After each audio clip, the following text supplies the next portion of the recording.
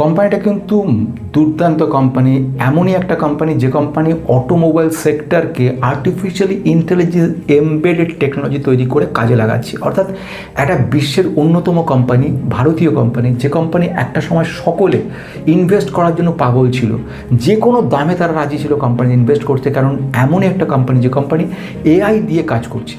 অথচ সবচেয়ে বড় দুঃখজনক ঘটনা হলো গত এক বছরের মধ্যে কোম্পানিটা 53 থেকে 57% পড়ে গেছে। আমি এর মধ্যে কতগুলো গুরুত্বপূর্ণ পয়েন্টকে নিয়ে কথা বলেছি, যেসব বিষয়গুলো খুব জানা দরকার। কোম্পানির নাম হচ্ছে কেপিআই টেকনোলজি।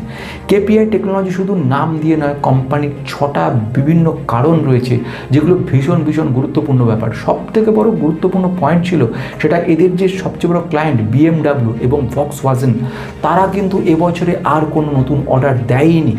রোনাল্ড বলে একটা কোম্পানি রয়েছে, গাড়ি তৈরি করা কোম্পানি, সে কোম্পানিও এদের কোনো অর্ডার দেয়নি।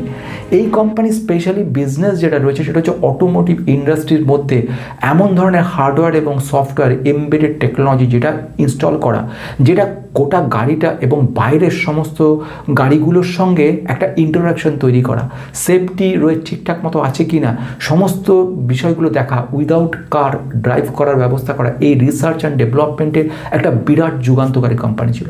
অথচ সেই কোম্পানিটার আজ বিরাট একটা পতন ঘটেছে এবং যেটা বলা হচ্ছে, বড় বড় ব্রোকাররা বলছে যে আগামী দিনেও কোম্পানিটার খুব বেশি আশা নেই। অথচ বেশ কিছু গুরুত্বপূর্ণ নিউজ দেখা হচ্ছে এবং নিউজে কয়েকজন ব্রোকার আবার এ সম্পর্কে দারুণ দারুণ কথা বলেছে। কোম্পানিটার এইচডিভি ধরনের যে সমস্ত সফটওয়্যারটা নতুন নিয়ে এসছে, সেগুলো আগামী দিনে কিন্তু প্রচুর ডিমান্ড বাড়বে, যে কারণের জন্য কিছু কিছু লোকের কাছে এটা একটা মারাত্মক স্কোপ।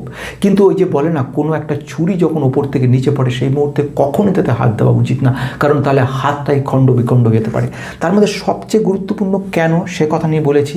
এই মুহূর্তে আমাদের কি করা উচিত, যদি কিনে থাকি তাহলে নতুন কেউ যদি থাকে তারা কেনা উচিত কি উচিত না, সেসব নিয়ে সব কিছু নিয়ে কিন্তু ডিটেলস আমি কথা বলেছি।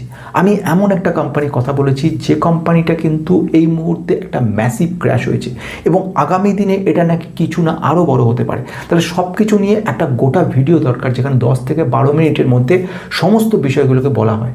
তো সেই জন্য গোটা ভিডিওটা দেখতে গেলে কিন্তু আমার লিঙ্কে ক্লিক করে দেখতে পারেন।